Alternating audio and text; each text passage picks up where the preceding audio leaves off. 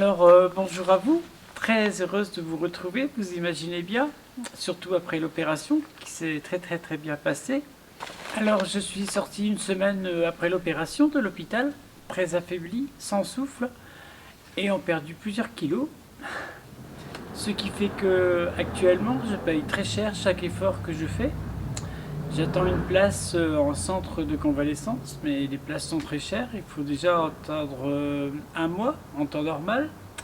Vu que c'est l'été, les délais sont encore plus longs.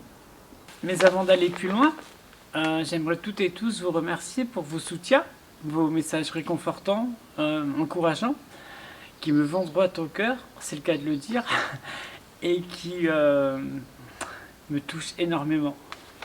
C'est vrai que c'est un moment particulièrement dur à vivre, sur le plan psychologique, physique, moralement, car non seulement des cicatrices que j'ai sur le bras, la jambe, la cage thoracique, j'ai aussi perdu plusieurs kilos, j'ai plus de fesses, j'ai plus de ventre, et mon 95B aussi a souffert un peu, voilà, donc c'est pas évident.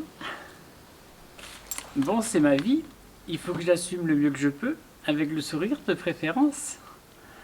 Heureusement que j'ai une nature enjouée, que je me sers du yoga du rire à chaque instant pour repartir sur des émotions heureuses, car entre les suites de mon opération, ma transition qui s'arrête peut-être là, ma carrière professionnelle également, et la mégenration, je crois que peut-être je serai aujourd'hui morte de chagrin.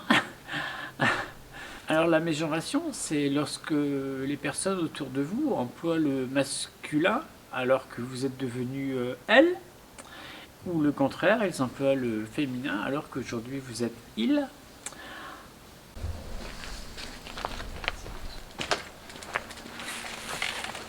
Alors au début je comprenais mal, je comprenais pas pourquoi, comment des personnes comme Christine and the Queen ou d'autres personnes transgenres débordaient d'émotions quand elle parlait de la mégenration, du mal qu'on peut ressentir, du mal que ça peut faire. Mais aujourd'hui, je sais exactement ce qu'il en est et je les comprends très bien.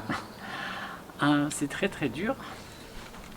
Je pense que la mégenration qui fait le plus mal, c'est celle qui vient d'amis proches qui vous disent que c'est pas grave, oh, c'est pas, que ça n'a pas d'importance. Mais si, ça a beaucoup d'importance parce que, et ça fait très mal parce que, en fait, on parle de vous, on parle de quelqu'un, comme par exemple moi, au passé, qui n'existe pas, et dans le présent, je n'existe pas non plus. Donc, souvent, je me demande ce que je fais là, et c'est là que ça fait très mal.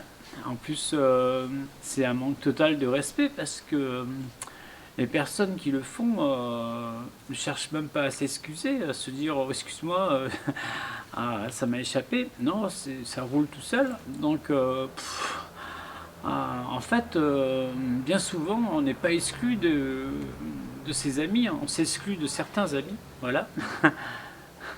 Sans côté que ça n'a aucun sens de dire Claudia, il a fait ceci, ou de m'appeler Monsieur Claudia, ça n'a aucun sens. Pourtant, ça ne dérange pas les personnes qui le disent, qui l'écrivent ou qui le font.